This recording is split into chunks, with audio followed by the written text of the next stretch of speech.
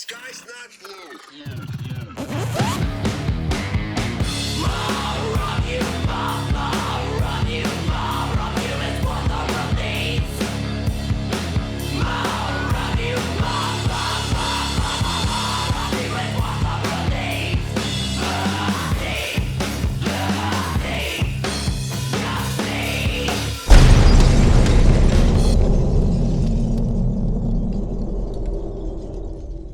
Welcome back to the Cult House Podcast. I am your host, the Scholar of Spite and the Saturday Night Delight, Roger Riddell.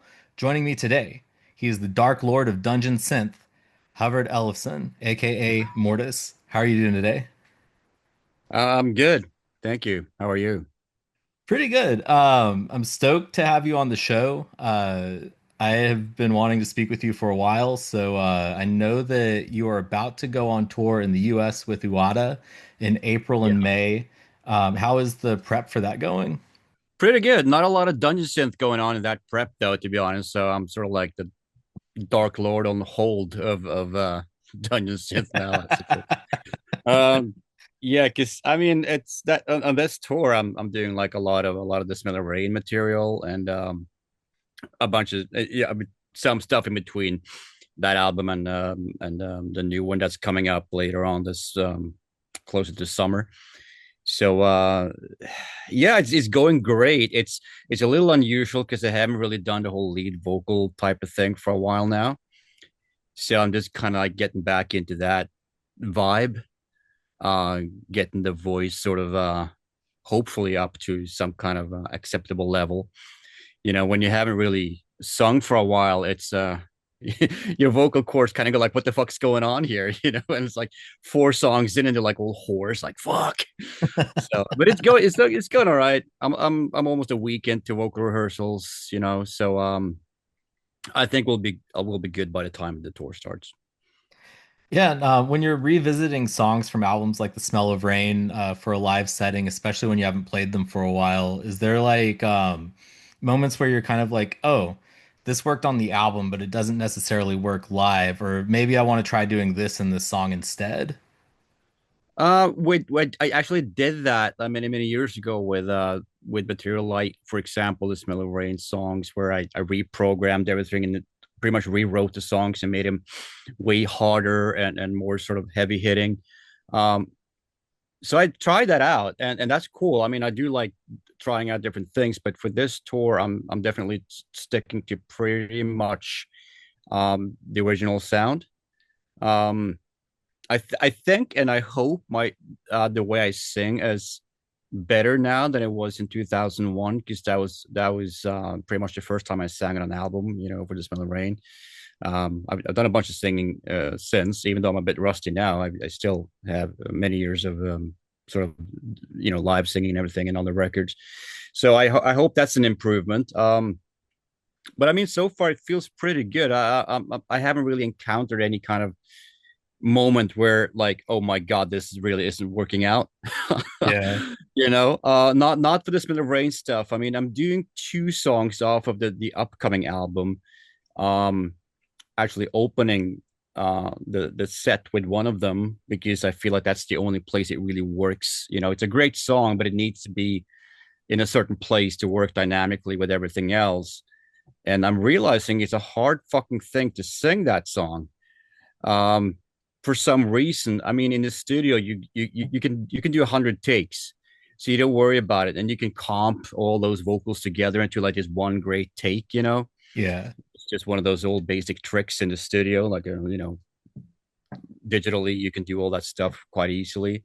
Live, you have one shot at it. You know, now you know, and that's what I'm realizing now that I'm rehearsing. Now I'm pretty much rehearsing with headphones, so it's a very honest sound. I hear my voice straight into my ears. It's not you know, you're not um you don't have that fog of war kind of thing where you know out of a PA it's just a bunch of noise and it's like you can get away with a lot of shit. When you rehearse in a sort of almost like an in-ear type of environment, you hear all the mistakes, all the weaknesses, and that's what I'm doing right now. And for that song, I'm like, oh my god, you know, if I don't hit the note, it's just gonna be like an awkward thing. uh so I'm a little a little worried about it, but you know, that's what practice is for, right? So Yeah. just keep working on it. It'll be all right. It'll be all right. And if I make mistakes, fuck it. It's live. What are you gonna do? Yeah. Does the prosthetic ever make it a little bit more awkward to sing? Um, I guess yes and no. I mean, it. Uh, if you're very conscious about it, then you'll feel that thing on your face constantly. But if you focus on the music and you focus on other things, you kind of forget about it. You know what I mean? So it's a little Yeah. up to you how you kind of just decide to handle that situation. If you want to be really, if you want to stress out about it, like shit, I have this thing on my face, like you feel it every time I move a facial muscle. I feel this weird thing on top of my face. Then yeah, it's gonna be weird. And I've been in that Yeah. situation, but I've always, usually I'm able to just forget about it. Because you worry about other things like the crowd. Are they into it? Can I remember lyrics and things like that? So you forget about it. Yeah. You mentioned new music, and I've seen I guess a teaser on your Instagram recently about how the dungeon is dead. And is there new music coming on I guess the 24th? Yeah, there's a thing happening on the 24th. It's not the album release on the 24th. I mean, we wouldn't tell people a week ahead of time. We're going to Yeah. tell you a little bit further ahead of time than that. But there's something going on the 24th. So we're sort of partially releasing stuff up until the actual album. And with the new album, is it more kind of along the lines of like Era 2? There's definitely some parallels to be drawn, but I think there's parallels to be drawn to like pretty much everything that I've done. Yeah. Um, nothing sounds exactly like something I've done before, but you can hear the influences of pretty much everything that I've ever tried. Which I've tried a lot of things, right? And so you had the dungeon synth stuff in the 90s, and then I got more into like the gothic electronic rock that turned kind of angry, aggressive industrial rock after a while. So I'm kind of like I've picked up like ideas from all of those moments in time and threw it all into space, and then whatever rained back down. That's the album now. Yeah. I mean, that's Yeah. one thing that I always kind of like about your music is that it's always sounds true to like where you're at that point in your life as opposed to just like trying to recreate what you've already done. I'm naturally natural Yeah. with the stuff that I do. I don't analyze it like, hey, does this work this year? What's the sound now? What's the sound going to be like this fall? I don't do analytics or anything like that. I'm not cynical like that. I'm probably too naive, I guess. I'm not much of a businessman, I suppose, in that sense. I just um, I'm an artiste. I just fuck, man. I mean, I just do if whatever makes me feel inspired. You Yeah. know, that's always been the way. And then I kind of worry about whether or not it's going to sell later on. And sometimes I go like, oh, I guess I'm not really. I'm not a very commercial sounding artist. I mean, I don't know. I don't. I try not to think too much in those terms. I don't know what kind of person I would become if I got lost in that world of just worrying about sales. Um, Yeah. you know what I mean? It wouldn't be it would feel very unnatural for me to be more of a business person than like an artist or whatever you want to call it. You know. Um, so no, I just do whatever I do, and like I said before, if I find it inspiring, then I'll keep going down that direction, whatever that might be. Yeah. Yeah. There's a thing that I always kind of think of that back in the late 2000s when MySpace was still a thing. I used to Mm. talk to this guy, Brad Stewart, who was the original bassist for Marilyn Manson before they got big. And he had told me one time that, like, with art, he never felt driven so much as he felt chased by his ideas. You know what I mean? Yeah, I think I do. I have way too many ideas, really, which sometimes probably results in me trying to do too much at the same time. Yeah. I want to do this thing, I want to do that thing over there, and I want to try that fucking thing out. And uh, I don't know what he meant by it, really, I guess, but um, yeah, I've had a whole fuckload of ideas, and what basically that has resulted in, I probably have about 3 or 4 albums that I started on my various hard drives that I haven't even completed yet, and they're all sort of going in these different directions, and some of it is just dark ambient sounding shit, and then there's some really hard industrial stuff sitting around. Other things that are a little bit more, I don't know, like cinematic. So, I'm just kind of waiting for, I guess, the right time to pick him up and like, okay, where should I put this song? Because this song doesn't really fit with anything because all these other songs are different. Maybe that's what he meant. I mean, that's how things kind of fall into place for me. Yeah. Um, yeah, just uh, being perhaps being a little too creative sometimes. I don't know. Yeah. I mean, the way I always kind of interpreted it was that like when if you're like geared toward being an artistic person or, whatever to that extent, when you have an idea that you have to get out, like it chases you until it finally comes out, you know? Yeah, I mean, I'll write things down usually if I have ideas like that, and um, I'm not usually the kind of guy that can sort of sit down and rock something out on a guitar because I don't play guitar anyway, or like on a synthesizer or anything like that. Necessarily immediately. A lot of times I just write it down. So I, of course, also have these lists that goes back like fucking 15 years of like all these weird ideas. Yeah. I'll probably never act on them, but at least when I write them down, I get this sort of peace of mind. Like, well, I've written it down now. I don't have to.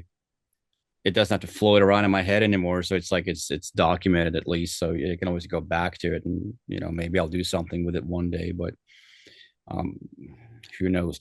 I mean, the computer's just full of documents and fucking files and little pieces of music and never, and half finished albums that are Yeah. fucked up, really. And that actually chases me because I'm thinking, I like I said, there's easily 3 or 4 albums that I've started, and I'm like, when the hell am I going to be able to complete this stuff? I don't even know. I mean, I'm kind of wanting to, as soon as I've done this tour, like what I really want to do is just go back to the studio and start another one.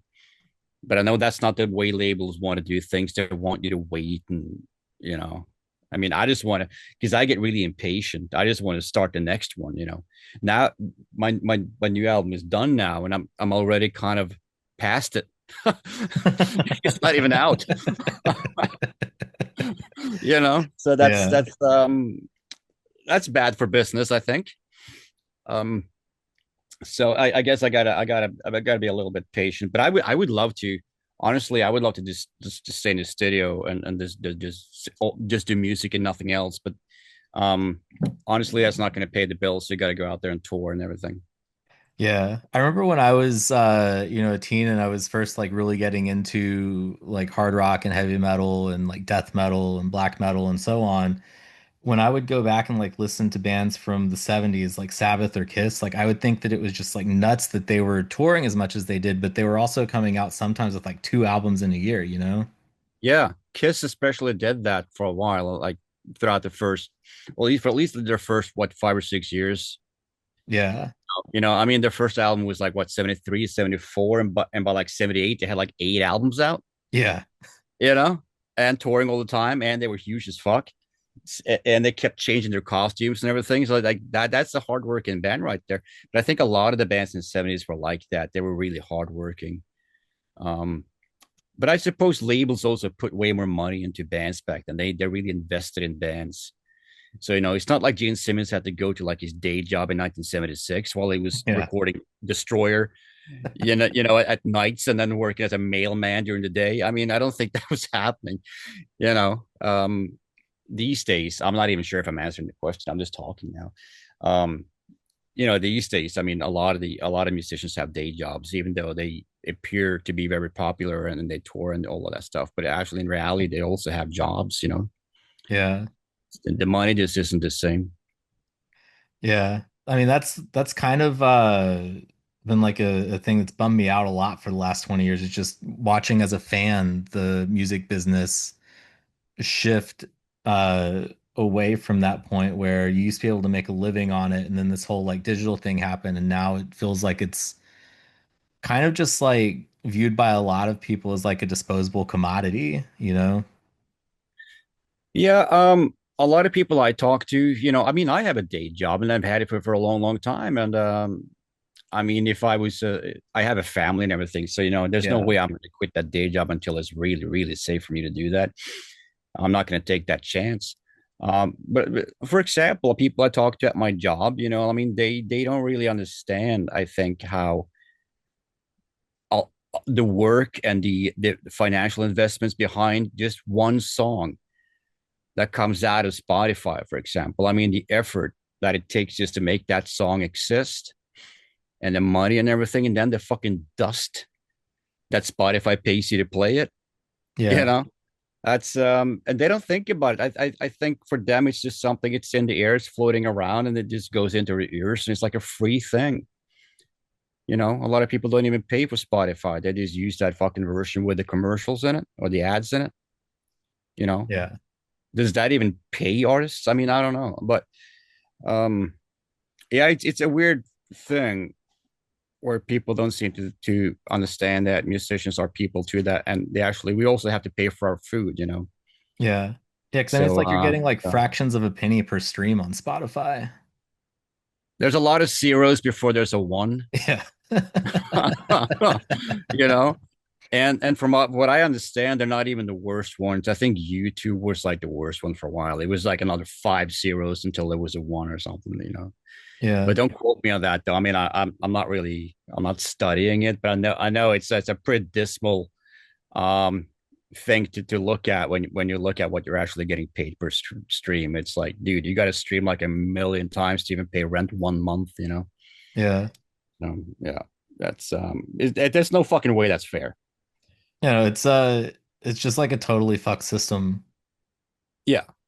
And we met another guy, stinking rich. That dude who owns Spotify. He owns like an island or something. Yeah. Some Swedish bastard. You know. Yeah. So you mentioned The Smell of Rain. This year is the 25th anniversary of that album. And I think that album is probably what my introduction to you was back in like 2002, because I had seen you on a cover of like Metal Maniacs. And I was just like, what the Oh, fuck is really? this? Oh, Yeah, it was just like there's a small like picture of you somewhere on the cover of this issue of Metal Maniacs. all right. And I was just like, what is this? And so eventually, like, I was in a record store and was flipping through albums in like the CD bin or whatever. And I saw Smell of Rain. I was like, oh, I remember this from that magazine cover. And like the album cover drew me in. And I was just like, I'll check this out. And Yeah. it's an album. It's one of those albums where I didn't necessarily get it at first, just because like I don't think that like 14 or 15-year-old me was ready for it. But it like eventually Yeah. when it hit me, like it's one of those albums that like kind of haunts me, you know? I think that happens a lot with music, like music like the Smell of Rain album, where you sort of smash together a couple of genres. And I'm not saying I created anything new, but I mean, I took a lot of inspiration from electronic music or industrial goth music, whatever you want to call it, and distorted guitars, which of course is sort of a heavy metal type of thing. Um, and then the way I decided to sing was more in a sort of clean vocal with slightly distorted vocals. I actually wanted to sound like Iggy Pop on the Raw Power album, not his performance, but the way the vocals were mixed, which were like really kind of like narrow bandpass kind of sounding. If Yeah. that makes any kind of sense, where you kind of scoop away the bass and it just keep this narrow band of frequencies left, and it's like almost like it's coming through a radio or a walkie-talkie, which I suspect was not necessarily the intention of that record, because apparently it was produced in a really weird way by David Bowie. But I love the way it sounds. I used to play it all the time in the 90s. I was inspired by just the way the vocals sounded. again, not his performance. I don't sound like Iggy Pop as a singer, but just that the sonics of it, you know.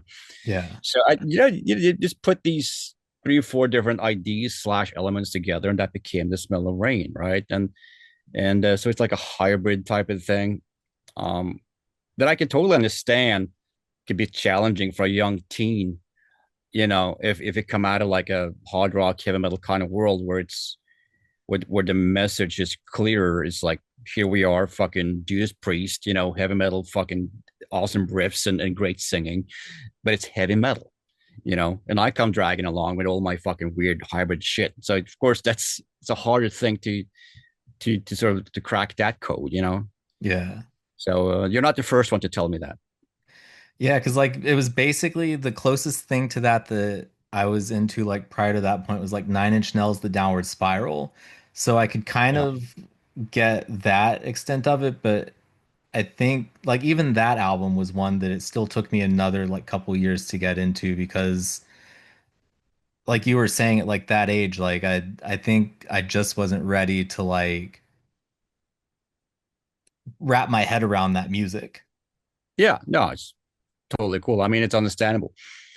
And yeah, Downward Spiral is one of those records that I listened to a lot at the time. And it was one of those, obviously, it was a pretty big inspiration. But I was also listening just as much to like stuff like Enigma, which I thought was fantastic. And a lot of people just go, well, that's a 90s kind of thing. And that, you know, Enigma belongs to the 90s. I think Enigma is fucking fantastic to this day. I absolutely love it.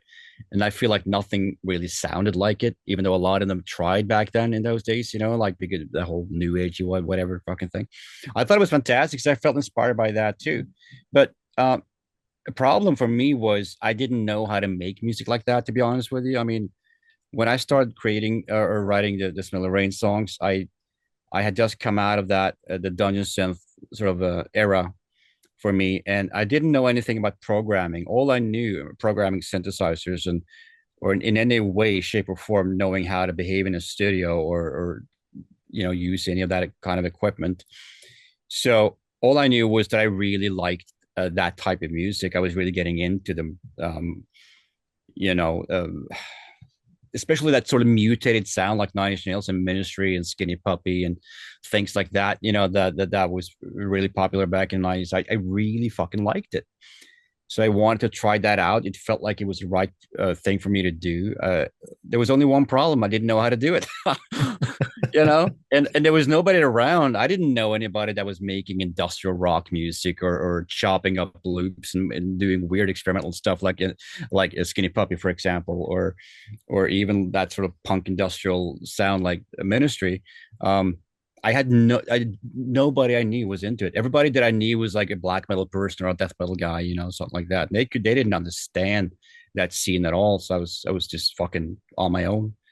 So I would just listen to those records on repeat and just try to fucking dissect every layer of sound that they made. Like, how the fuck did they do this? And I never figured it out back in those days. So I did my best with the Smell of Rain. I taught myself how to program, and I guess in a very basic way. And I overdid it. There's like a million tracks going on in the Smell of Rain. It's a little bit of a mess sometimes, but ultimately, I think it turned into a cool record, and a lot of people ended up liking it. You know, Yeah. so you know that naivete kind of it turned into something. You Yeah. know, I still like it. I mean, I saw on Instagram that you had posted that the album also came at a price because you had written it while you were living in a cabin that didn't have hot water or like an indoor bathroom. Can you tell me Yeah. a little bit about that process? Well, that's pretty much it. That was I was man. I mean, you know, if you want angst, that was the right place. You know, I was already feeling like shit. I mean, that's it's an old story. I came out of the 90s with basically a fucked up mind, uh, fairly depressed, which I suppose is a good thing if you want to write that kind of music, you know. So, but Uh, that there's a price to be paid for that because you never fully heal from shitty experiences like that. But so yeah, I moved back from Sweden and I moved into this cottage way up in the it wasn't in the mountains, but it was not far away. It was way up and there and it was far away from everyone else and the closest neighbor was like a farm, you know, 2 miles away.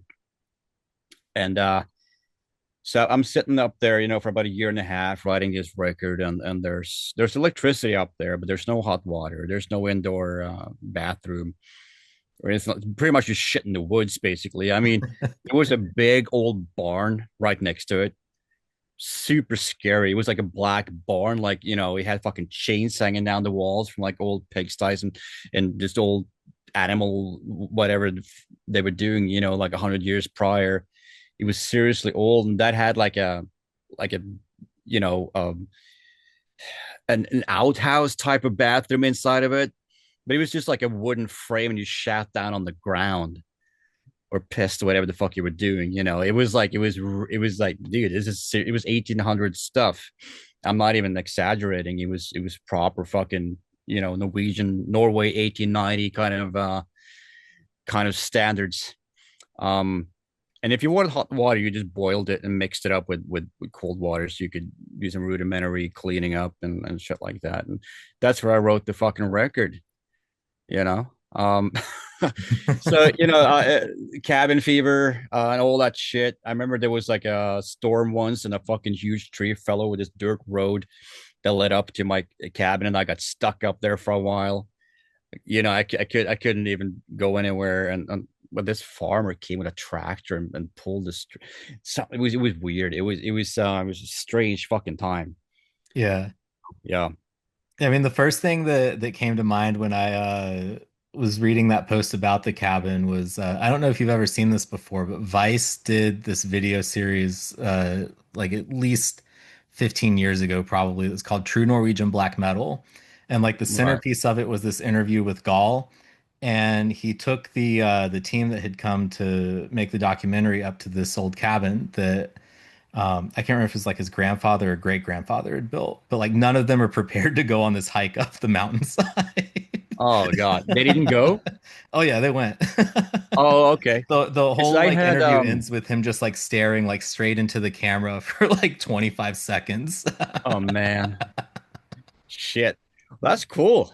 Yeah. I remember at that cabin I lived at. This was in 2000s. This is like 26 years ago. Kerrang actually came up there, and the last it is, like I said, it's not on top of a mountain. It's kind of like on the way. Um, so the last bit of road leading up to the cabin is like a really old, shitty dirt road. You need a four-wheel drive to get up there, pretty much. And I think actually Samouth and Trim from Emperor were driving the Kerrang guys up there because there was just no fucking way they would have found a way up there. Yeah. And the deal was I was going to meet them. I was going to stay at the cabin and meet them there for some reason. But I remember the Kerrang guys coming up the fucking dirt road, and they were just huffing and puffing, and they looked like they were about to fucking die because it's a little bit of a steep. The last, like, I don't know, like 100 yards were kind of steep, and it might have been like early spring, so there might have been some snow and ice still on the roads. It's kind of slippery and a little devious in a way. You could lose your footing and kind of like fall and whatever. But I guess they were out of shape, man, because they were Yeah. really fucking tired by the time they got up there. Good start for the feature. Yeah, And I that's a mean, long time ago.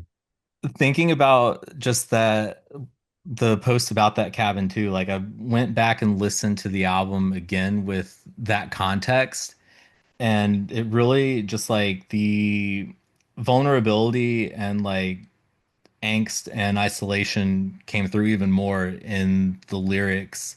But it's the thing that's really interesting about that album too is that that's juxtaposed with the fact that like songs like Mental Maelstrom are kind of like dancey too. Yeah. Well, like I said earlier on, I hadn't that I had zero experience making program music. Music that is sort of playing along to a grid and a fixed BPM and all that stuff. I had no idea about any of that. I had to figure that all out along the way. See, it's not like the songs were really that planned out. They just kind of came um along the way as I was learning how to, operate this old sequencer program and sort of program synth sounds a little bit and do all that stuff. I think my inspirations probably shine through in a very obvious way, and I was probably listening to something that had a beat. Yeah. and that just influenced me without necessarily knowing it. I just reflected that in my music. You know, Yeah. I know one thing for sure. I never ever back in those days thought I got to make a song for the dance floor. You need one of the you need that closer hit, that's sort of like 90 BPM, 100 BPM, whatever, like people can finally like, get into that sort of like Nine Inch Nails closer kind of thing on the dance floor. Like you gotta hit like that.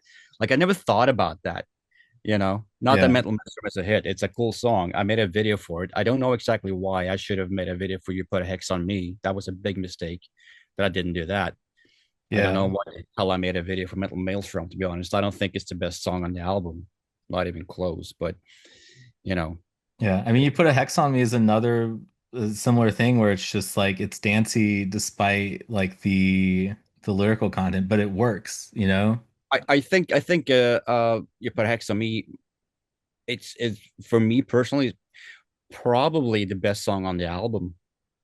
That's my personal opinion. I Yeah. mean, other people might say Parasite God or Smell the Witch or whatever, or Marshland or something like that. But um, you put X on me because I've been practicing it, among other things for a few days now, and I'm like, those lyrics are fucking great. Yeah. It's all voodoo, but here's the deal: it's all metaphorical. It's not about voodoo, really. It's about fucking society being shitty, in a Yeah. voodoo context, right? So, but I really like that song. And that actually works. I'd say that probably works fairly well on the dance floor, but I don't think any DJ ever really caught on to it. But I mean, that might work. Yeah. But I mean, And I it's never think that planned. out of all the songs on that album, I think the one that gets stuck in my head the most, and it's because there's one line in it that's just like haunting when it hits, is Monolith. And it's that Yeah, line, the God I used to be fills me no more with glee. Like that just yeah, sticks in my head all the time. Like it's one of those lyrics that I heard yeah. it and it just kind of like hit me in the bones, you know? Yeah, that's pretty dark. I've been thinking about that too, because again, I mean, I've been rehearsing that song too, and this was like, oh man, I must have been pretty down when I wrote those lyrics, because this is sort of like someone is not having a good time, you know. But I Yeah. wasn't having a good time at the time. I was pretty down on myself and the world at the time, So that Yeah. really kind of reflects in that one. Yeah. I mean, it has to be probably one of my favorite industrial or electronic albums overall. Cool. Oh, thank you. Appreciate that. Yeah. So aside from Smell of Rain, like what else, without giving away too much, can fans expect to hear on the upcoming tour? Well, there's gonna be a few more songs. I mean, obviously we're co-headlining with Wada, so there's a limit to how long we can be on that stage.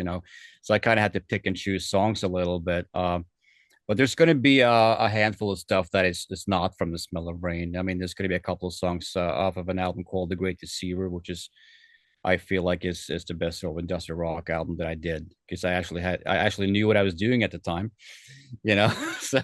I feel like it's produced way better, and is generally just better executed. I feel, than the Smell of Rain. Not necessarily better songs, but I mean production wise, I feel like it's way more powerful. Then there's gonna be a couple of songs off of the new record, which almost as an experiment, to see how things work out. I mean, by the time the tour starts, people who are interested will have heard at least one of those new songs too. Um, but it's gonna be at least one that people haven't even heard. But I mean, uh, that's a very uncommercial thing to do, I suppose. But I don't really care. You got to start somewhere, and I just want to kind of try some stuff out and see how that works. If I can boo it off stage, then I'm gonna have to rethink my strategies a little bit. Uh, but we'll get to that when we get to it. Yeah. And with you performing with Emperor a few times over the last few years, do you think that you'll do that stateside at some point as well? With Emperor, Yeah. that's up to them. I mean, they're going over just before I do, and they didn't ask me this time, motherfuckers. No, that would have been crazy. I that there wouldn't have been time for me to prepare for my own tour if I had done that. Yeah. But Uh, I mean, I've had a good time. I've done like 4 shows with them, and it's really just me and Files coming on stage and doing a few songs, and then we're done, and then we walk back off. And but it's cool. It's nerve-wracking for me because I don't really play the bass. But when I do this thing with them, I just practice like a motherfucker, so I can barely drag myself through the songs that we're doing without too many mistakes. And I don't think I even breathe when I'm on stage, doing that stuff. I'm so worried that I'll fuck it up because those guys are such great musicians. And but when I left Emperor so many years ago, I went in. I entered a different world, keyboards and shit like that, and I didn't really bring the bass along into that, you know. So when they asked me a few years ago to do that streaming thing, I hadn't played the bass in 30 years, dude.